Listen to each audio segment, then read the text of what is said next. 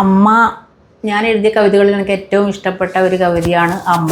അമ്മ എഴുതാനുള്ള കാരണം എന്ന് വെച്ച് കഴിഞ്ഞാൽ നമ്മളെ ചുറ്റുപാടും ഇന്ന് വൃദ്ധരായ വയോധികയെ എന്താ പറയണ്ടേ ജീവനായി വളർത്തിയ മക്കൾ വളരെ ദേഹോപദ്രവം ചെയ്യുന്നതും പിന്നെ അതേപോലെ തെരുവിൽ ഇറക്കി വിടുന്നതുമായിട്ടുള്ള കാഴ്ചകൾ നിരവധി നമ്മൾ പത്രത്തിലൂടെ വായിക്കുന്നത് മാത്രമല്ല നേരിട്ട് കാണാനും ഇട വന്നിട്ടുണ്ട്.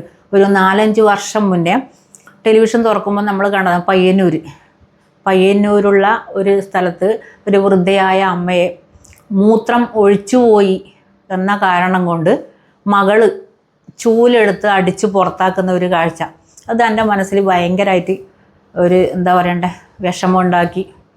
അപ്പോൾ ആ അമ്മ വേദനയോടെ കരഞ്ഞുകൊണ്ട് എന്നിട്ട് പിന്നെ അത് തൊട്ടടുത്ത സഹോദരൻ പകർത്തുകയും പോലീസ് വന്ന് അറസ്റ്റ് ചെയ്ത് കൊണ്ടുപോവുകയും ചെയ്യുന്നുണ്ട് ഈ മകളെ.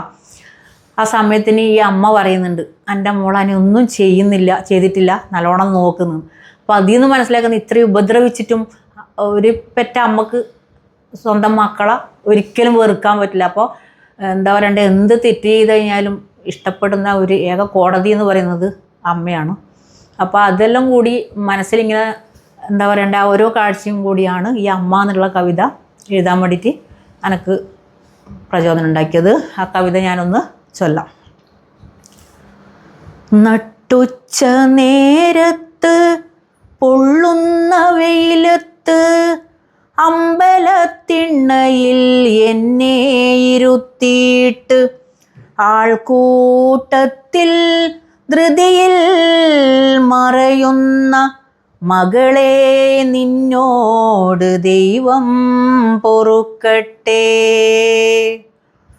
10 മാസം നിന്നെ ചുമന്നോരമ്മ, നൊന്തു പെറ്റു വളർത്തിയോരമ്മ, പിച്ച വച്ചു നടക്കാൻ പഠിപ്പിച്ചോരമ്മ, ഇന്നോ നിനക്കാരുമല്ലാതെയായി.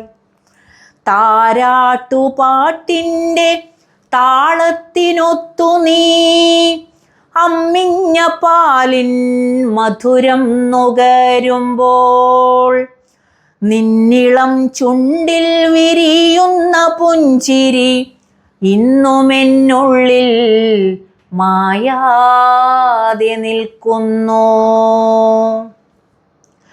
പണ്ടു നിനക്കു ഞാൻ ജീവനാണ്, നിനക്കെന്തിനും ഏതിനും അമ്മ വേണം. അമ്മ ഉരുട്ടിയ ചോറ് കഴിക്കുവാൻ വാശി പിടിച്ചു കരഞ്ഞിരുന്നു.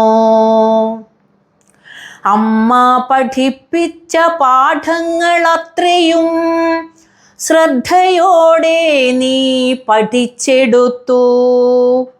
കാലചക്രത്തിൻ കുതിപ്പിനൊപ്പം നീയും വളർന്നു പഠിച്ചുദ്യോഗസ്ഥയായി.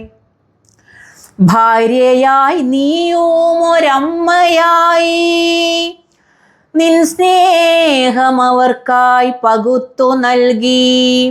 ഒരിക്കലെല്ലാമായിരുന്ന നിൻ അമ്മയെ മാത്രം മറന്നുപോയി നീ. പ്രായം തളർത്തിയ നാഡി ഞരമ്പുകൾ അറിയാതെ ഞാനൊന്നൊഴിച്ചു പോയപ്പോഴോ ചൂലുകൊണ്ടെന്നെ അടിച്ചു പുറത്താക്കും മകളെ നീ ഓർക്കുക വല്ലപ്പോഴും.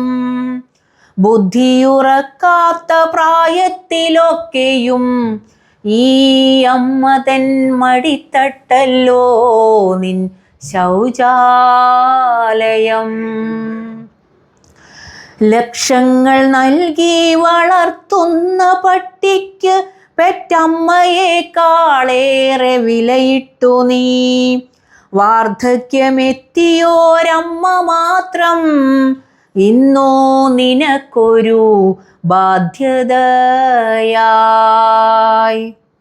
ഒടുവിൽ പൂച്ചയെ കൊണ്ടു കളയുന്ന പോലെ നീ പെറ്റമ്മയെ കൊണ്ടു കളഞ്ഞിട്ടു പോകുമ്പോൾ ദൈവത്തിനോടു ഞാനൊന്നേ പറഞ്ഞുള്ളൂ, നാളെ നിനക്കീ ഗതി വരാതിരിക്കട്ടെ.